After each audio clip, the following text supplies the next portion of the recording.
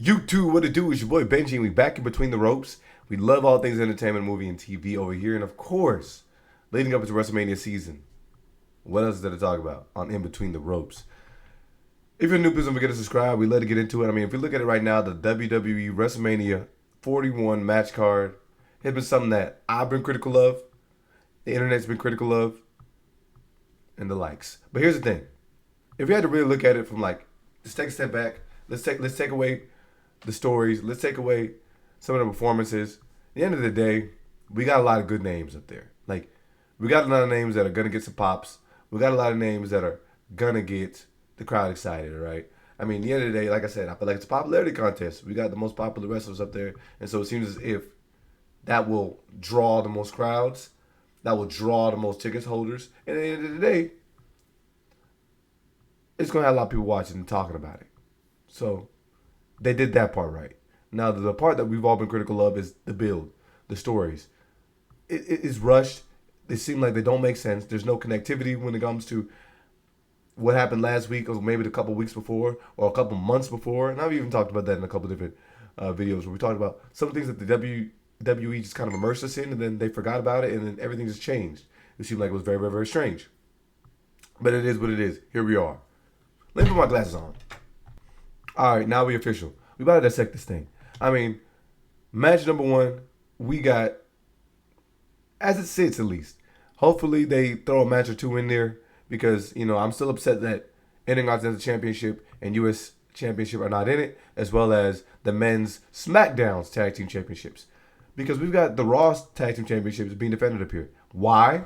Have no idea. When the build for the SmackDown Championships has been amazing over the last few months, you've highlighted so many different teams, and you've allowed champions to flip flop over the last couple months, and you've done a great job. Where I would say, in November, none of us cared about a lot of the SmackDown champions on SmackDown tag teams. The Street Profits were a little stale. DIY, what the heck are y'all doing? We don't take y'all seriously. Motor City Machine Guns, who are these guys? They're new.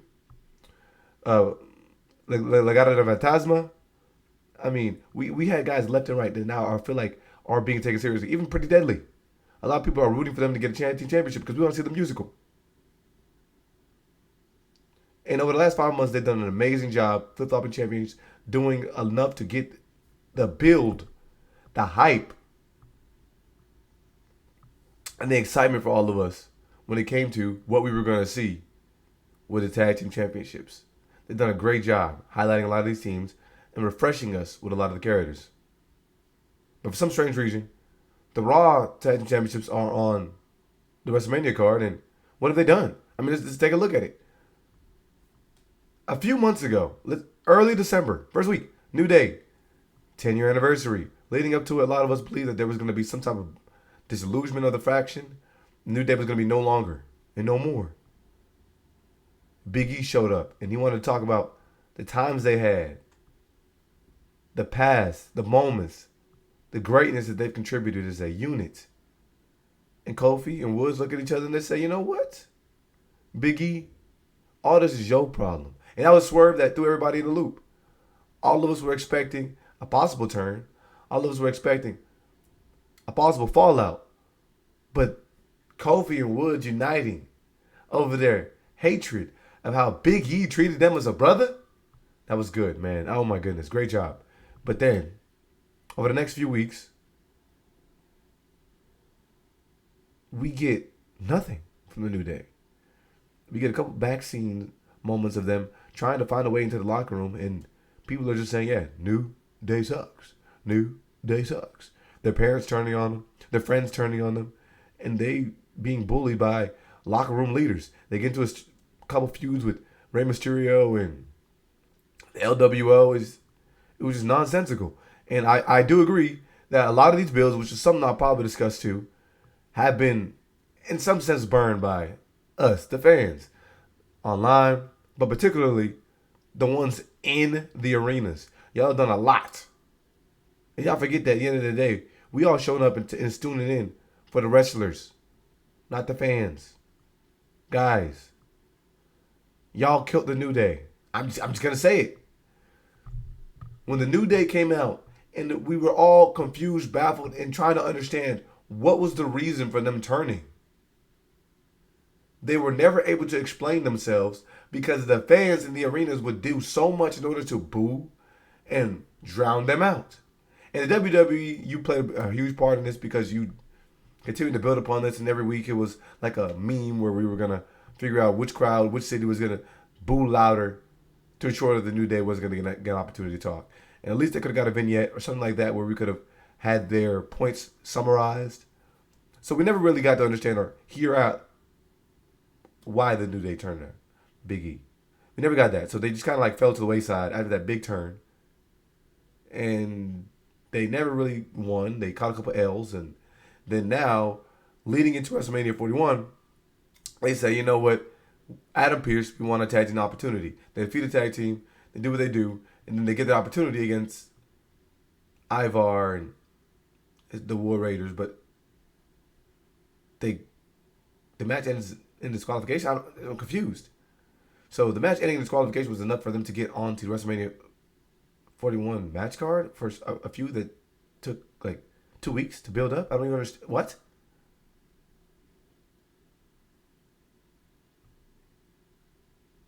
And there was something on the backs of the Judgment Day. This made a little bit of sense because the entire build for over the last couple months has been whether the Judgment Day would get their tag team championships back. And American Made. What the heck happened to all these people? Why did New Day get an opportunity? They're the most popular. Gotcha. I got it. And then again, speaking of popularity, we had a Grande Americano. This supposed legend, luchador, get introduced to us a couple weeks ago, right? He jumps into tag team competition with American Made, and after defeating some of the guys in LWO, Rey Mysterio calls him out and he gets an opportunity to fight Grande Americano at WrestleMania 41. Now, I'm not going to lie, this match probably will cook. Because this Grande Americano guy, he's like cut from the same cloth as like Chad Gable. And I'm excited for what he may do in the ring. But what the heck? What happened in order to develop this as a WrestleMania match? I don't understand it. I think Chad Gable should be at least getting an opportunity with that American, the big American Grande Americano is getting, but it is what it is. Like I said, we throw Rey Mysterio on the match card. If I got to figure out a way, I think we just realized, oh shoot, heading into last week, we realized, oh shoot, Rey Mysterio doesn't have a card. He doesn't have a match on the card. We got to get him a match, and that's kind of what happened. Jade Cargill and Naomi probably has been one of the better built feuds over the last year. I was a little bit confused at first because it seemed as if Jade Cargill getting pushed onto that car was something that fell to the wayside. Immediately, the fingers of mine were being pointed at Naomi because Naomi reaped some instant benefits when Jade Cargill was injured because she was able to slide away into primetime TV. She was able to keep the tag team championships alive and restore her tag team reign. She was able to be with her best friend Bianca. And now there was no interruptions there. Jay wasn't stealing any of her spotlight. These women have done a great job. The return of Jay was amazing. The vignettes, the promos, some of the moments that we've gotten in the turn that we've seen from Naomi has been amazing. Looks like they still got Naomi's music going too, her being the glow, but it's fine. I think this match will probably cook. And the build to it has been really good. Now, if we look, we got Jacob Fatu challenging LA Knight for the United States Championship. I'm not mad at this. I think it's something that should have happened a long time ago. I'm just kind of confused as to how we got here. I mean, it was cool, though. I mean, we've done a lot to build up Jacob Fatu. I mean, his battles with Braun Strowman have been entertaining, to say the least. And it's exciting that there's a possible potential of him turning on Solo and breaking up the bloodline. The only problem is that we haven't seen Solo in competition in months, and we haven't seen him as a worthy opponent in months. They did a lot to build him up as the leader of this new Bloodline 2.0 and build him up as a really, really, really solid potential um, participant or potential rival to Roman Reigns, to then only following Netflix on Raw have Solo become like a second fiddle, not even like the second fiddle, like really the guy all the way in the back in the band when it comes to the Bloodline 2.0. He's just really a valet at this point. Not even a manager. He just walks these guys out. That's it. He barely even gets talking to Mike anymore. Because we've all become way more enamored with Tama Tonga, yeah, and Jacob Fatu's, yeah, I mean. We all become a lot more excited when it came to that. So, unfortunately, Solo just been thrown into the back. A lot of people believe that Solo might get an opportunity against Randy Orton. Who knows? At the end of the day, I think this match, the implications of what this match can have, would be very good.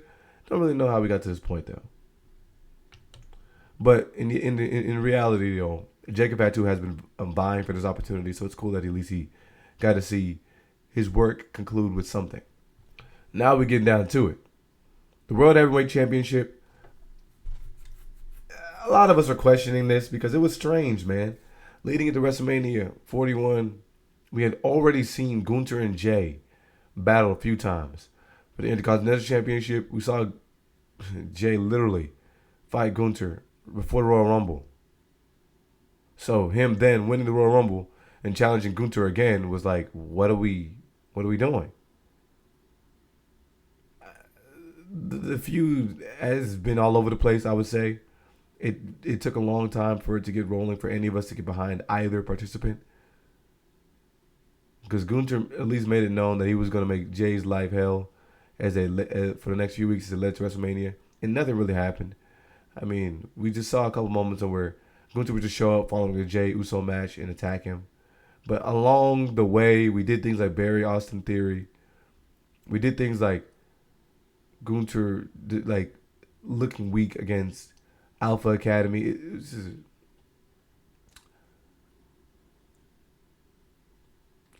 not my favorite build at all.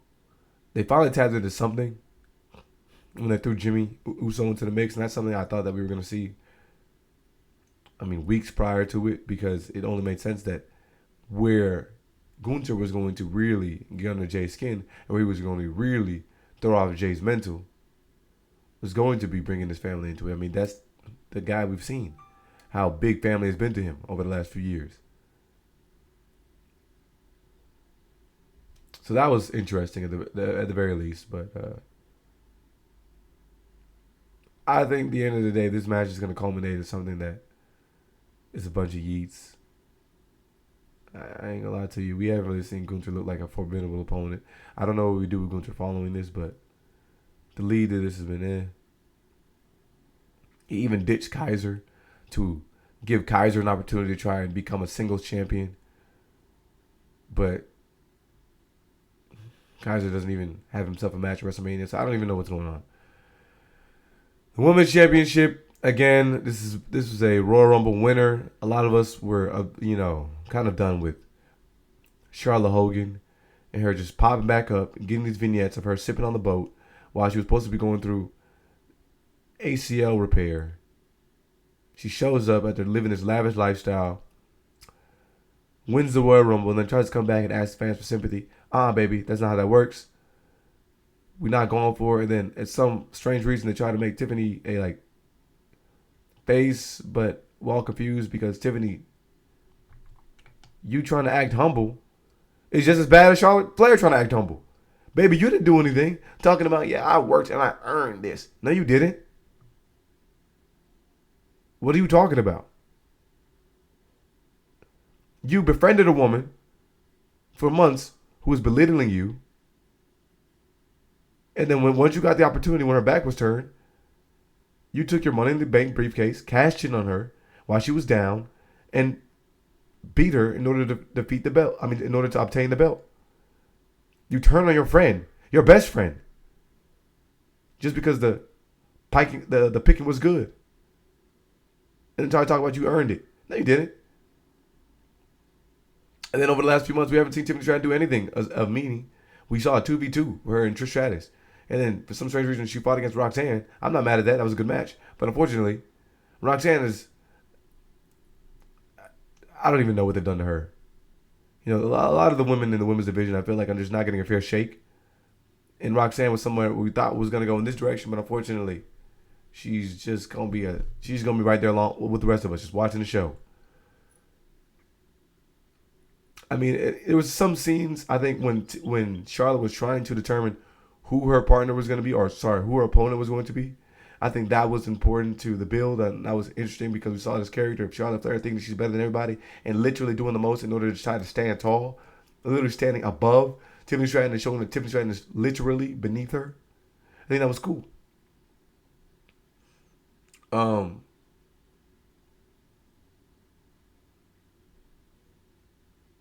But what we got afterwards, like the promos, the battle, it wasn't a lot going on. But the only good thing is that it did. I mean, a lot of us believe the match is gonna cook. It did give a little bit of a reason for us to tune in because it seems like there's real like dissension between the two of them that they never really got to get anything progressed because they just dislike each other so much. I'm cool with that. We saw, you know, Charlotte Flair even attacking Tiffany Stratton prior to the show. I'm cool with that. So it looks like it started to head in a positive direction. And it's not bad.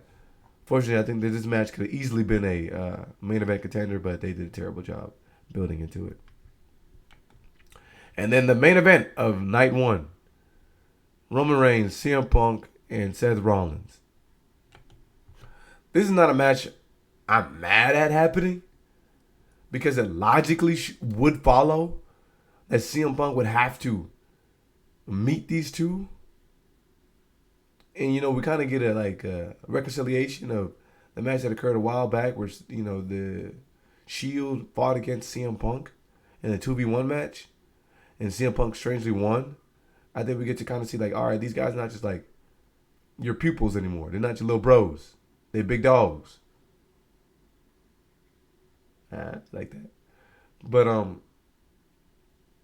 I'm cool with how they built it. I mean, Seth Rollins, from the moment CM Punk returned, has been vocal about his hatred for CM Punk, how much he despises CM Punk. And Roman Reigns has literally shuddered at the mere mention of the name of Seth Rollins. He disliked CM Punk so much that he didn't even want to.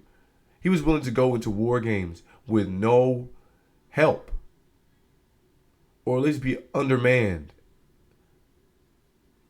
when CM Punk was mentioned as a possible partner.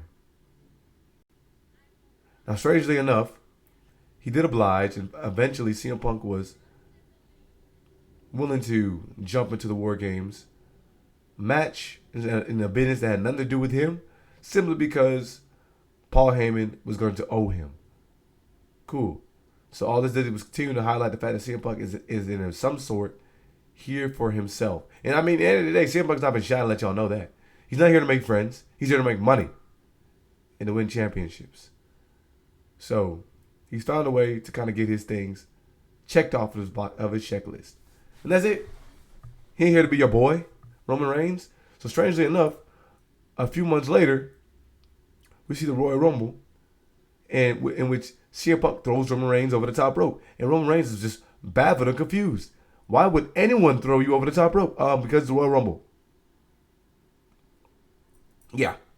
But CM Punk, we just teamed together a month ago. Doesn't matter. It's the Royal Rumble. Sorry. That is short-lived because Seth Rollins just tries to destroy the both of these guys. Seth Rollins likes nobody. And in truth, Seth Rollins is crazy. He broke up the Shield. He created Roman to be the monster that he is today. So for him to have any dissension towards Roman is crazy work. Roman should feel some type of way about you. You turn on him. CM Punk, you turned on him years ago. And you turn on Roman Reigns again following War Games. So Roman Reigns cannot trust either of you. Roman Reigns should not feel any way about either of you. Because it is at the point in time in which Roman Reigns cannot trust anybody because no one has been loyal. No one has been faithful to Roman Reigns. Everyone has turned their back on Roman Reigns when they were allowed the opportunity to do so. He has nobody left. Even his wise man is geeking out over CM Punk. And I think a lot of people are excited to try to see who's going to obtain the custody of Paul Heyman. Excitedly enough, I think the potential could be Seth Rollins aligning himself with the wise man. Wouldn't make much sense. But, I mean, Seth Rollins is somebody who sold out for the authorities. Don't really know what kind of motion Paul Heyman can help him with. But in the end of the day, Paul Heyman is a glizzy rider. And he is somebody who will attach himself to the coattails of the most popular person. So when we saw Brock Lesnar, at the top of the card, Paul Heyman decided to make a reappearance. When CM Punk was at the top of the card, Paul Heyman made a reappearance. When Roman Reigns became the OTC, was looking for his wise man, Paul Heyman made an appearance and switched on Brock Lesnar. Paul Heyman has no loyalty. I don't even know why we're sitting there acting confused about it. If he's calling CM Punk his best friend, yet he's trying to show up to the ring alongside Roman Reigns, he has no loyalty. So I think Paul Heyman aligning himself with CM Punk shouldn't be anything we should be surprised of, because the fact that he even said he would be in the corner of CM Punk already would go to let us know that Paul Heyman has no loyalty. There's no way that you've been you've been Roman Reigns' wise man for years without hesitation. You're just like, oh yeah, CM Punk, I got you. I'm sorry, I'm a Tribal Chief, I can't do it. I got to be on his side. Why? It would be an interesting swerve if we then add a complete layer of deception that Paul Heyman would turn on Roman Reigns and CM Punk. But the build to this, I mean, it's been interesting. I think in some moments, like I said, there's some interesting callbacks to the psyche of the three of these guys and how important the pride is amongst the three of them as well. We're going to get an appearance from Roman Reigns at Raw, so I think he could possibly talk about maybe one more layer to this match that could mean something. Like, there's no way you have a match this big for nothing. For simply pride, for simply the custody of Paul Heyman, there's got to be a little more to this one. And then for WrestleMania Night 2, we have, again, a match that is indicative of the popularity contest that WWE is trying to throw right in front of us. Liv Morgan and Raquel Rodriguez versus Lyra Valkyria and Bayley. Why in the world are Lyra Valkyria and Bayley a tag team? They literally became a tag team and the very same day jumped into a gauntlet match amongst other tag teams and outlasted every other tag team. That's the story.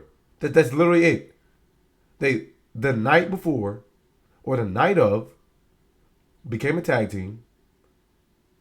Well, I'll give them a little bit of grace.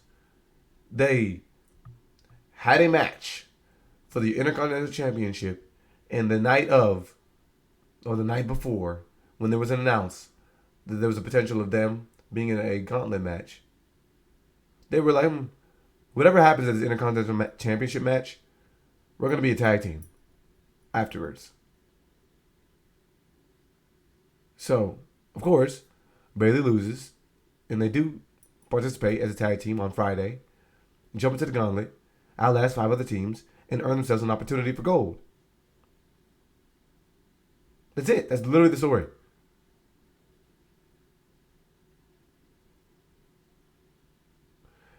Now, effectively, all you've done over the last couple months, after all the work that Naomi, Jade, and Bianca Belair put into the tag team division, trying to do the most that they could in order to uplift every opportunity that the women were not seeing, you buried everybody in one night. Because now, no matter who wins, there's no formidable opponents for either team, for either party. Because you just destroyed everybody. Nobody looks serious. And not only like whether they're destroyed like in a manner where I thought it was going to be, I thought it was going to be like a big fatal 4-way or something like that. Like a 6-man tag, something where it could have made a little bit of sense. No, it was dead serious, a gauntlet match. First, as the team gets defended, the team gets defeated, another team would roll down the ramp and jump into the match.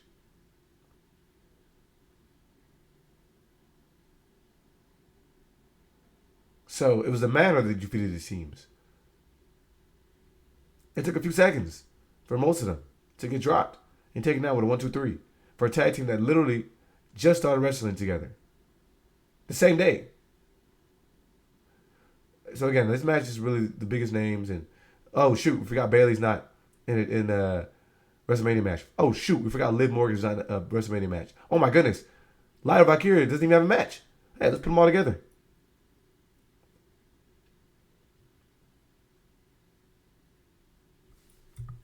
Crazy work. But again, after all the work that Bianca, Jade, and Naomi did, we had nothing of substance for Liv Morgan and Raquel. The only reason that there was any benefit to Bianca and Naomi vacating the belts was so that we can get this moment with Jade. So it looked like there was really no true story at all for the other team that, you know, at the end of the day would get this W. Now this match probably cook, but what have you done? Speaking of matches that are probably cook, Logan Paul and AJ Styles are matching up. I mean, of course, this match is probably going to be banging, but I think Karrion Kross got a really nice promo on X the other day. Check him out. He made some good points. Not only is it something as little as the vet versus the new guy, but it's old school versus new school. It's traditional wrestler versus new style. A guy that comes in is almost making a mockery of the sport because he's just so good, so early, so easily. He says, man, I show up when I want to. At the end of the day, I've got more moxie. I got more savvy. And at the end of the day, I've got more reach and more business IQ than the rest of y'all, so I don't even need to be here. I just do it for fun. And AJ Styles is the guy that represents the blood, sweat, tears, the consistent climb, the work, multiple countries, spanning opportunities and years and years and years in order to get to where the position he's at today. Logan Paul says, bro, I just showed up and got there. I can't take you serious. There's more to it. If Logan Paul wins, this could mean a lot for the guys in traditional wrestling. It may be time for you to usher in the new guard. Maybe it's time for you guys to really question all the things that you hold to you near and dear.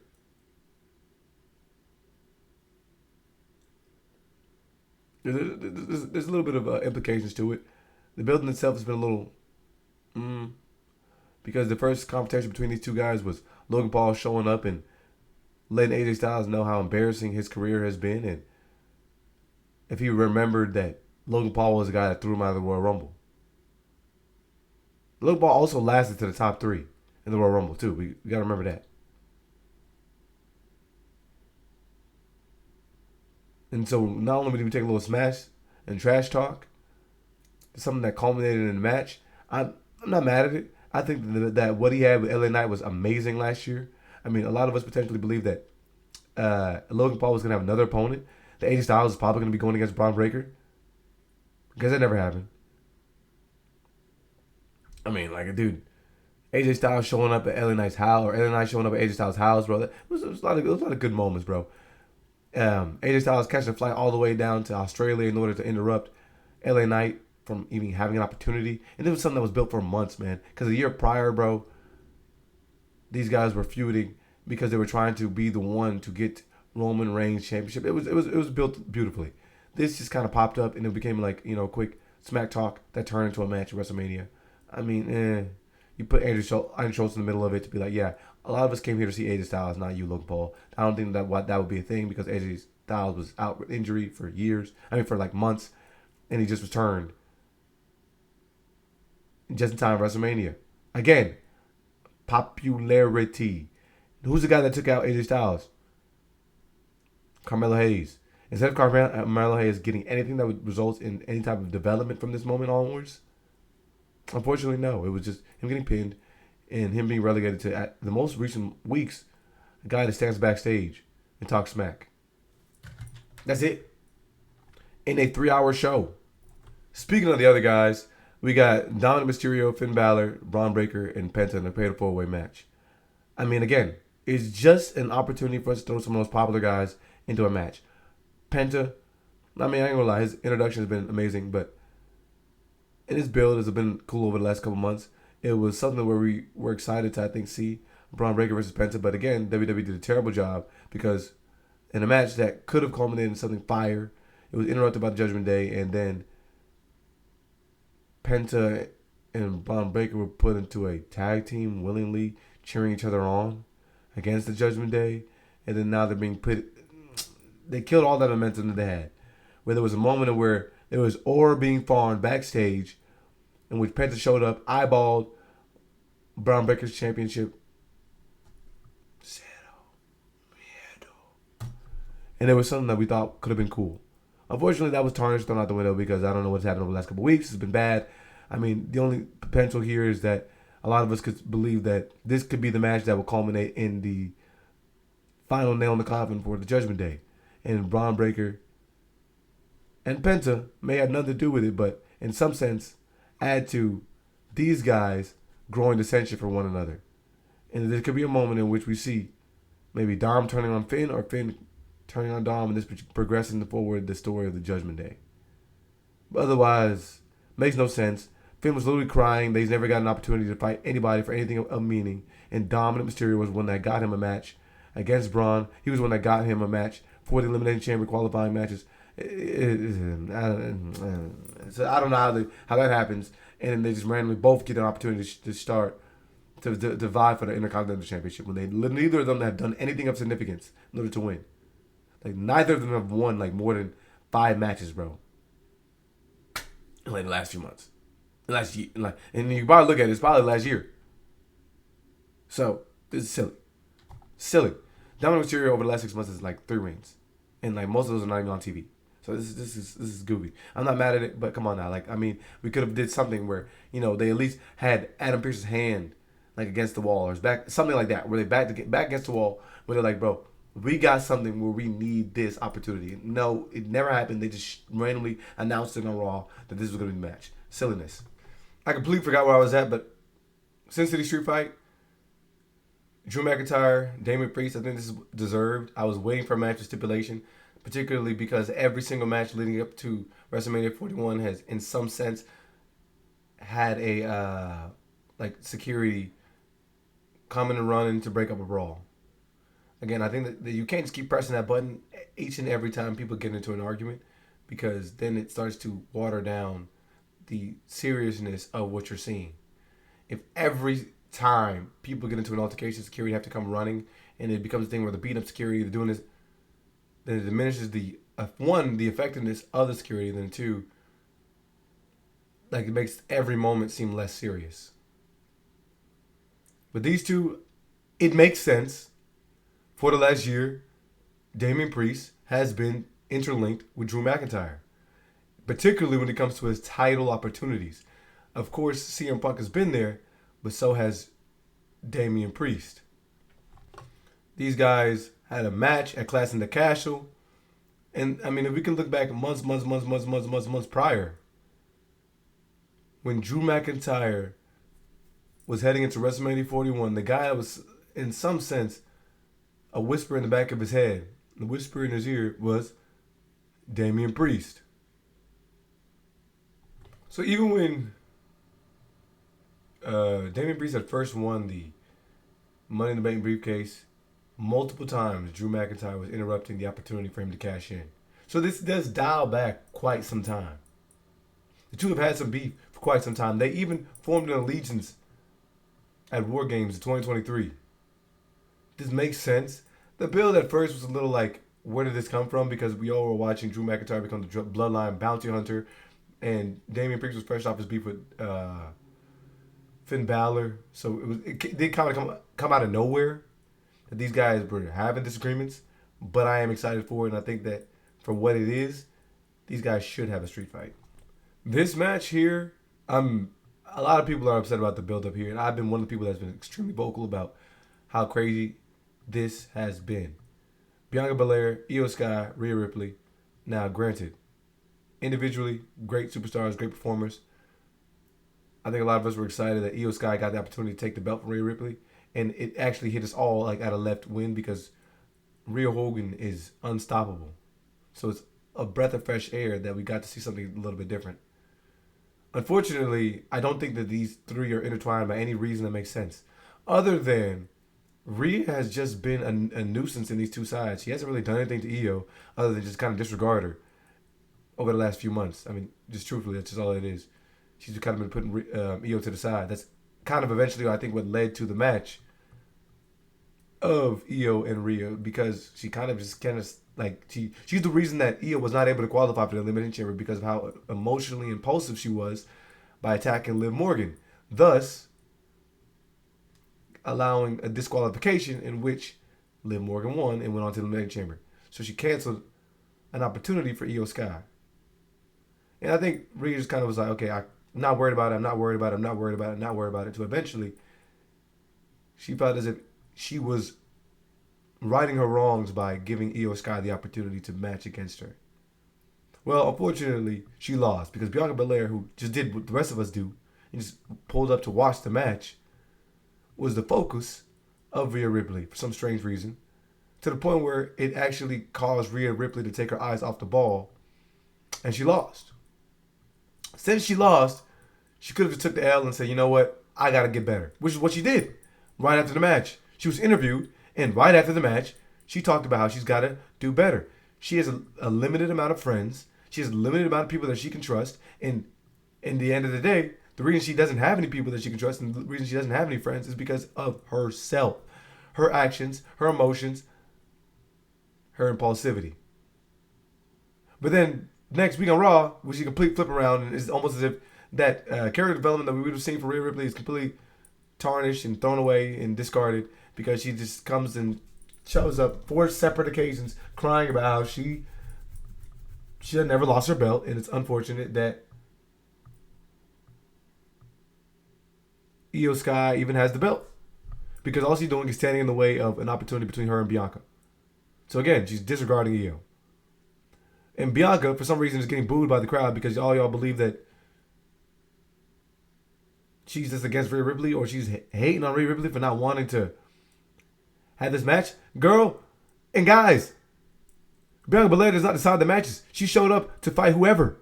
Rhea lost. Okay, I'm focusing my attention on Io. I was never scared to fight Rhea Ripley. She didn't deserve it. She lost. A contract was drafted that had Io Sky and Bianca Belair's name up there. And the crowd continues to boo Bianca Belair because she's signing a contract that has her name on it. But Rhea Ripley can just show up, beat the heck out of them, and then put her name in the contract with Penta. And apparently that just null and voids the existing contract. To the point where Adam Pearce, terrible general manager, so impulsive, also very emotional, he decides to add Rhea Ripley to this match. How? What did she do to deserve it? Yo, we continue to talk about how Triple H glazes Rhea Ripley. I mean, Rhea Hogan. Adam Pearce, you're worse. Why does Rhea keep getting these opportunities over the midst of a year in which Liv Morgan continued to try and take this woman out? Adam Pearce would make sure that Rhea Ripley was always getting an opportunity for the belt. Can we do something else with this woman? Is that all there is for her? If she's not chasing a title, she's just never content in life?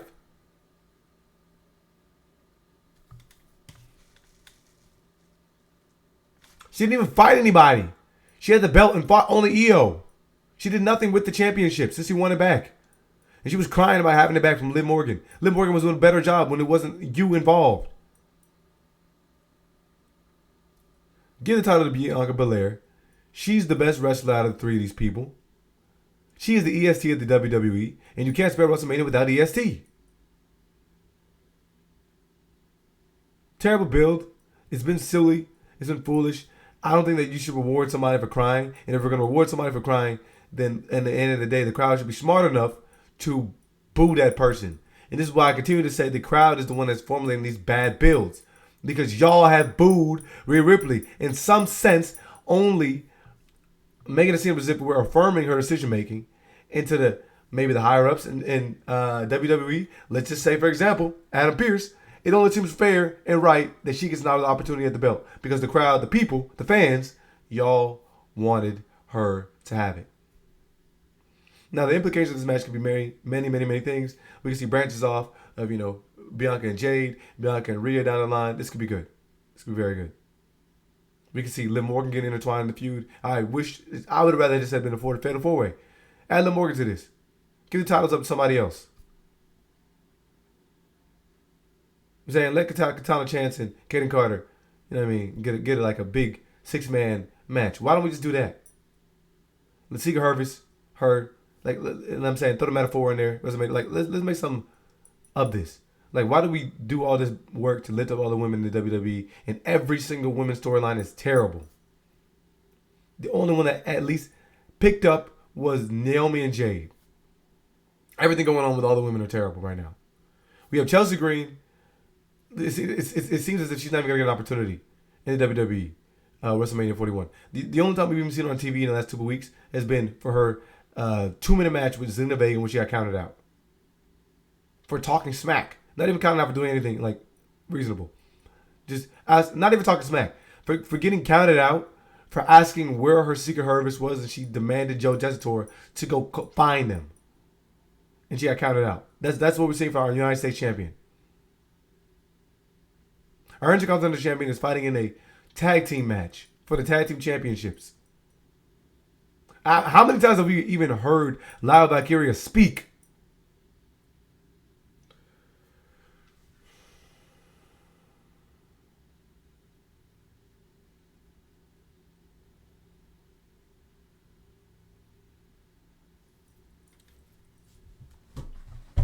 Now, granted, this will probably be a good match, though. I'm not going to lie. But everything leading up to this match is nonsensical.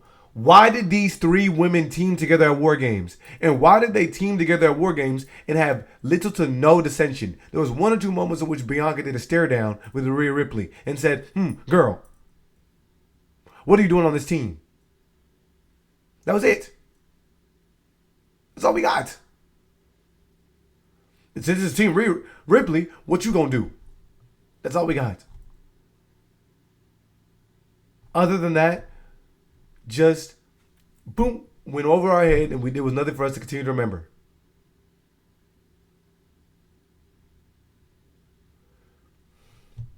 It's upsetting to me, actually. These women deserve better, I think. Like I said, there could have been at least something that pointed or hinted to this possibly happening down the line. And that's why I say, we continue to talk about this long-term storytelling. Let Papa H cook. There is none of that. That's not happening. We're not seeing true character development. We're not seeing anything. Rhea Ripley cried about not having an opportunity to get her hands on Liv Morgan and not getting an opportunity to get her hands on that belt. So leading into a match in which they were supposed to fight, prior to that, she decided to join Team Bianca Belair at War Games simply so she could get her hands on Liv Morgan. She continues to get her way. She's by complaining. She's been doing that for months. And y'all find no problem with it. She showed up and just bombarded her way into an opportunity to fight with them. And then Io Sky, why are you even friends with Bianca Belair? You tormented her for years.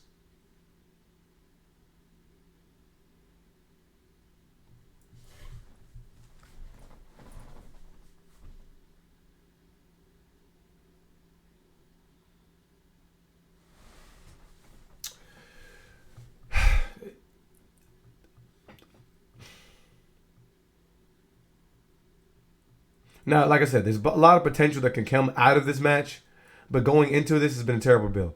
And it could have been something that should have cooked and could have fed generations because a lot of us were excited for what could have been. Maybe we'll get Bianca Belair versus Rhea Ripley at SummerSlam or something like that. I don't know. I don't know. And the whole shtick in which we just keep pie-facing, Io Sky, I don't like that either. I think that's silly. I mean, for me, it worked here and there. Like, just to get the thing started, okay, like, they act like she a little bro, but at the end of the day, she has a championship. Y'all need to pay attention to who y'all talking to. I get that. But then, if we're going to do that every week, it gets foolish at a certain point. Like, it's literally over the last 4 weeks been copy and paste, copy and paste, copy and paste, copy and paste. No real changing, no real creativity, nothing. Opportunity number 1. Number 2. Like, literally. Like, it's the same thing over and over again. Again. And they call this a backstage brawl. This is not a brawl. With the last laugh. This was really only Rhea Ripley beating up everybody. Then we saw it again. Bruh. Another mush. I ain't gonna lie, this is funny. This is funny. I hate when Bianca disqualified both of them. This face that she made, bro, was hilarious. And of course, Rhea Ripley stands tall again. And then we saw them all meet up in the ring again. And another mush. I get it. At the end of the day, it's probably going to be a match in which them two having such disagreement is going to lead to Io Sky winning because they haven't regarded her as something that she is, a champion.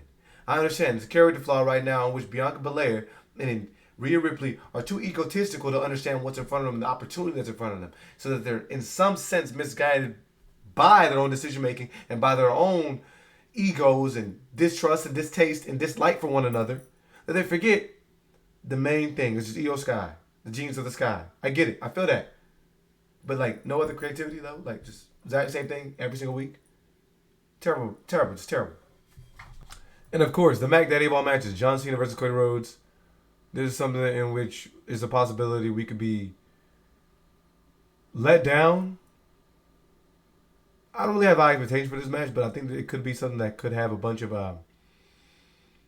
like craziness and madness going on, like, you know, interruptions. We could probably see like The Rock appearing again or something like that, because for some strange reason the introduction to John Cena at this stage of his career was him turning on Cody Rhodes and thus throwing away his good guy gimmick.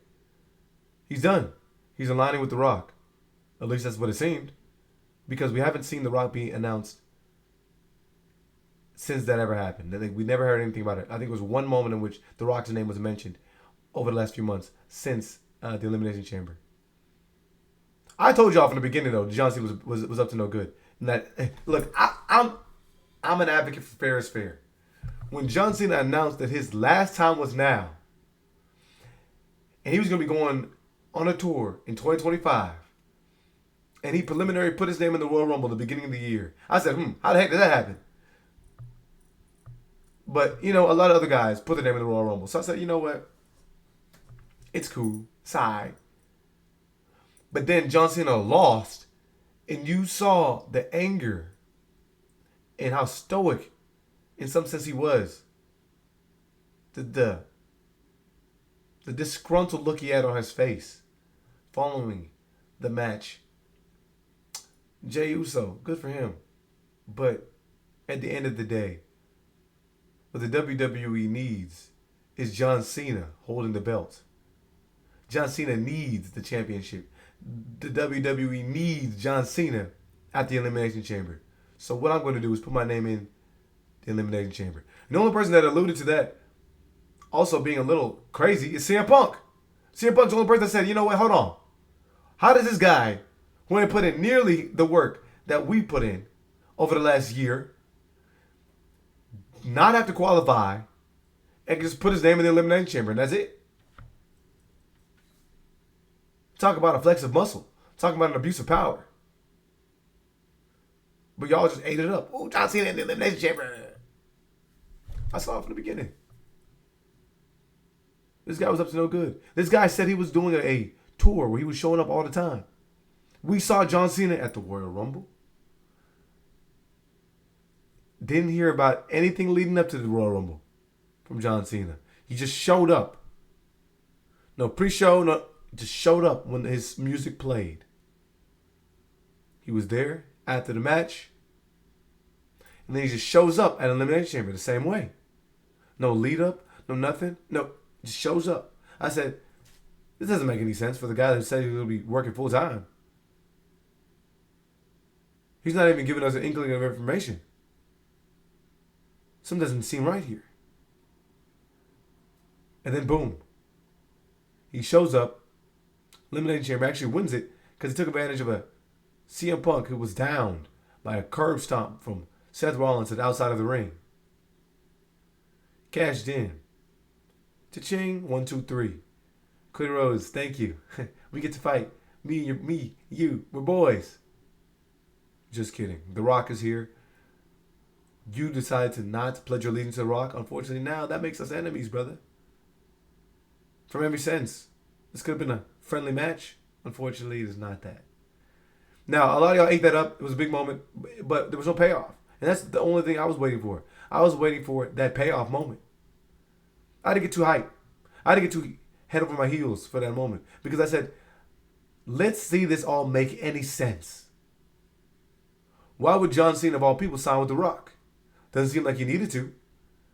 From the very beginning, he was petitioning his way into the WWE for the opportunities that a lot of people weren't allowing him to get. He even mentioned it himself. Guys, I can't just come in and win the championship. I didn't do that. You know how many matches I've lost prior to this moment? You know what my record is? Over the last few years? I can't just show up and get a WWE championship. Guys, that's what he did. Yes, he won the Elimination Chamber, but he fought in 2 matches to get an opportunity. So truthfully, he lost the Royal Rumble and said, you know what, I lost that one. I'm jumping in the Elimination Chamber. He jumped in the Elimination Chamber, won that, and now he gets a match for the WWE Championship. John Cena had, you know what his singles record is over the last 2 years? Come on now. The last few weeks we've heard that he's turning on the fans. Brother, how are you turning on these people? They've been rooting for you for years. Let's just get to it. John Cena, these people have been your backbone for years. These people have never been given up for years. You've been the one that the Make-A-Wish Foundation has continued to reach out to in order to make these children happy. Yet, the people are the reason for your downfall? Cena, nice try. Not going for that. I'm not going for it. These people are the reason that you are who you are and why you are at the point that you are. Just because they did a couple Cena sucks chants, now you turning on them 20 years later? Yeah, alright.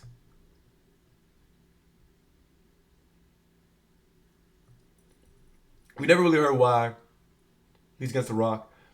We just know that he wants to get the belt and then retire with it. Go home. So to me, this match builder sucked. I mean, Cody Rhodes was at SmackDown the other day, but all the previous iterations of the championship, talking about how John Cena didn't care. I fell asleep. I'm just gonna tell y'all this. Not been very good. I don't expect a really good match from these two, but I think that the shenanigans that could go on around the match and for what this may lead into could be important. Don't see any purpose of Cody Rhodes continuing to hold this belt. Maybe Cody Rhodes could do something where he has to, like the rest of us, do something in order to get himself an opportunity to win again. Because this dude just continues to win Royal Rumbles, and that just allowed him an opportunity to continue to vie for the WWE Championship. But they're going to do something else. You haven't done nothing to help us stand beside you or get behind you. And I don't think there's any reason really that you should vanquish John Cena. Cool, you can beat the great foe that there is. I'm not feeling it.